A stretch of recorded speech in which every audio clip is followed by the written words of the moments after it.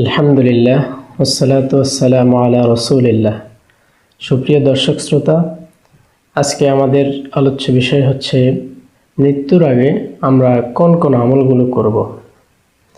প্রথমে যদি আমরা মৃত্যুর কথা বলি, তাহলে মৃত্যু এই পৃথিবীর একটি চিরন্তন সত্য।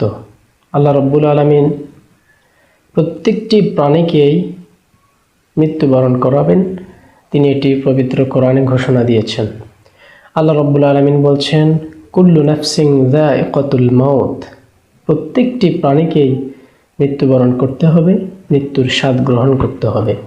ওয়া ইন্নামা তুওয়াফাউনা উজুরাকুম ইয়াউমাল কিয়ামাহ, এবং কিয়ামতের দিন এই পৃথিবীতে যে যা কিছু করেছে সব কিছুর হিসাব নিকাশ সেদিন আল্লাহ পাক তাকে পরিপূর্ণভাবে দিয়ে দেবেন। সম্মানিত ভাইয়েরা আমার, তো এই মৃত্যু আমরা মনে করি যে একটা মানুষ অ্যাক্সিডেন্টে মারা যায়, অথবা সে অন্যভাবে মারা যায়, অসুস্থ হয়ে মারা যায়, কিন্তু আসলে আল্লাহ রাব্বুল আলামিন তিনি বলছেন না, কেউ যদি মারা যায় সেটা অবশ্যই আমি আল্লাহ রাব্বুল আলামিন তার ভাগ্যে লিখে দিয়েছিলাম। কোরআন আল কারীমের আয়াত এটাই সাক্ষ্য দিচ্ছে, ওয়ামা কানা লিনাফসিন আন তামুতা ইল্লা বিইজনিল্লাহি কিতাবাম মুআজ্জালা, অর্থাৎ এই পৃথিবীতে কোনো প্রাণী আল্লাহ রাব্বুল আলামিনের অনুমতি ছাড়া মারা যায় না।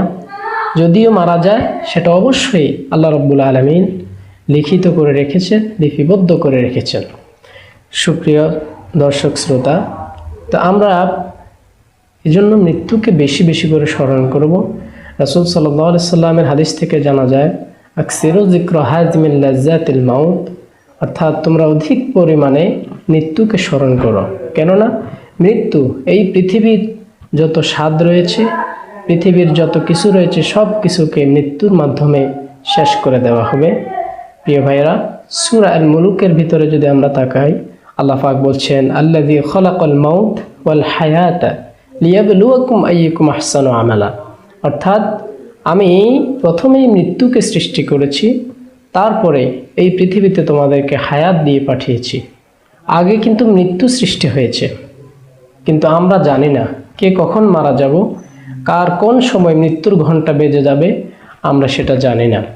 তো আল্লাহ রাব্বুল আলামিন সেটা না জানানোর একটা কারণ রয়েছে, সেই কারণ হলো লিয়াবলুয়াকুম আইয়ুকুম আহসানু আমালা, যাতে আল্লাহ পাক আমাদেরকে পরীক্ষা করতে পারেন কে আমাদের মধ্যে নেক আমল করতে পারি, নেক আমল করে আল্লাহর সন্তুষ্টি অর্জন করতে পারি।